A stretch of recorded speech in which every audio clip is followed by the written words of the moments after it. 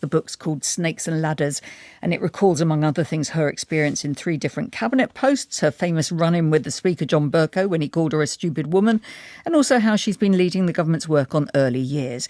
But we wanted to focus on how it feels to stand and fail in a leadership contest and face the full wrath of the media.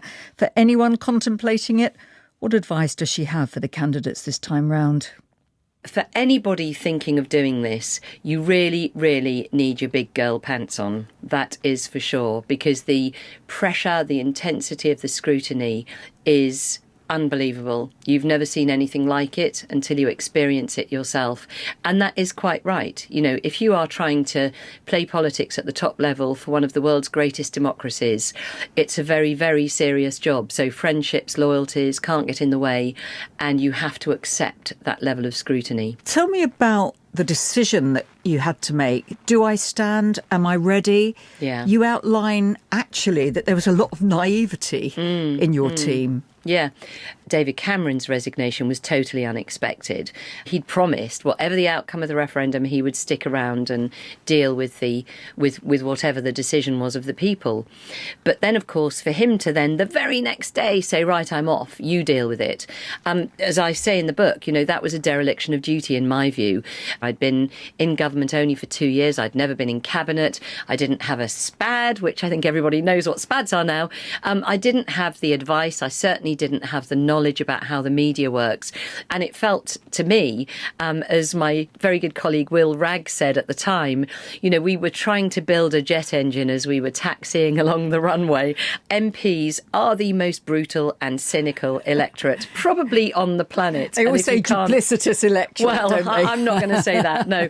But I mean, they are understandably very, very demanding. Interestingly, in 2016, when you decided to go forward, it was only after it looked like you might be a key part of the Boris Johnson campaign. But he let you down. What happened was that, Michael Gove was Boris's campaign manager. He was very keen to get me on board. And so I'd said, either as Chancellor or as the person who would be responsible for the negotiations for leaving the EU, as it's something I know a great deal about. And basically, it turns out that the plan was that Michael would be Deputy Prime Minister and Chancellor and lead EU negotiations. And I just was, astonished. That left no room for another senior person in the team. And so, yes, to a certain extent, I was pushed into putting in my own nomination because I just was losing confidence. And then, as we know, the very next day, Boris announced he wasn't going to run and Michael announced that he was going to run. So it was really quite extraordinary. And here we are up to date with Michael Gove being sacked by Boris Johnson and the Number 10 people briefing that he was being called a snake for the way that he'd behaved. Yeah, well, I mean, I think it was actually meant to be a plug for the title of my book, which is Snakes and Ladders. When you're describing the start of your leadership campaign, there was a key moment, wasn't there? You'd convinced enough of your colleagues to get on to the final 2, but some of your press team said, you need to keep on going out there and doing interviews. Tell us in your own words now what happened and why it led to probably the moment where your leadership campaign and your leadership ambitions really imploded.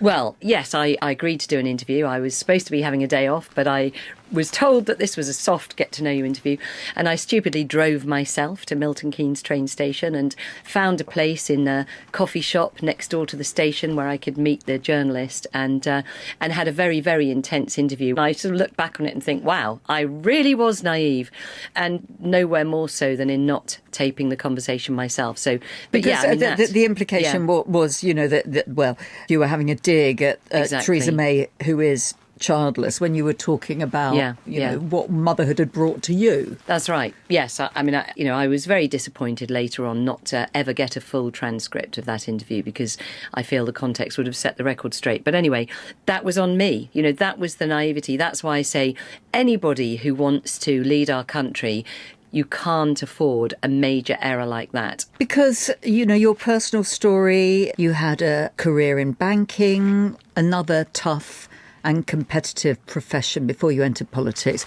And I have to say, I was astonished to read that you attended your first selection meeting to become a Tory candidate within hours of having given birth to your third child, Yes. Charlotte. I mean, is that basically how you have to be, do you think, to succeed in politics, especially as a woman? Yeah, no, definitely not. I just put that in because it's just a funny story. You know, I was on my third child. She was born at home. So I went along and stood in front of this audience of Conservative members and said, I gave birth this morning. And I think sort of everyone elderly sort of adjusted their hearing aid thinking, no, I must have misheard that. What did she say she what did on this earth morning? Did she say? Yeah. And others just thought I was clearly certifiable. So I was not successful.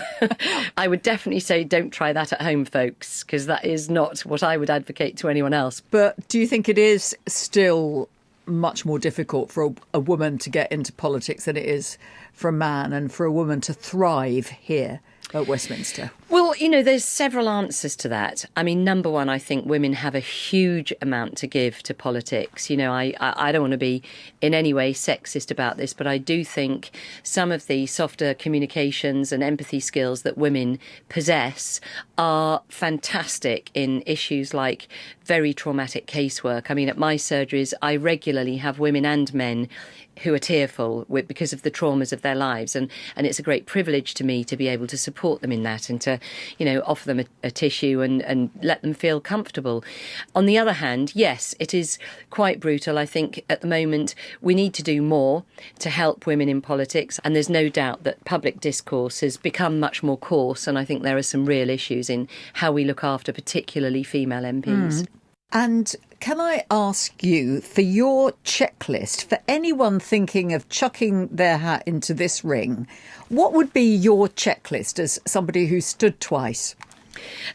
So the first thing is to have started your preparations at least a year ago. So if you hadn't, don't do it, trust me. Secondly is to always have somebody with you. You know, never wander around alone because you just never know when you'll be caught out. And thirdly is you've got to have a very clear reason for doing it. You know, being the Prime Minister, that is not a reason for doing it. You've got to be very clear about what it is, where you want to take the country, what it is you want to achieve, what your priorities are. You've got to be able to explain to people what is it about me that makes me the best person to lead this country. So yeah, that would be my top tips. There we are. That's Dame Andrea Leadsom.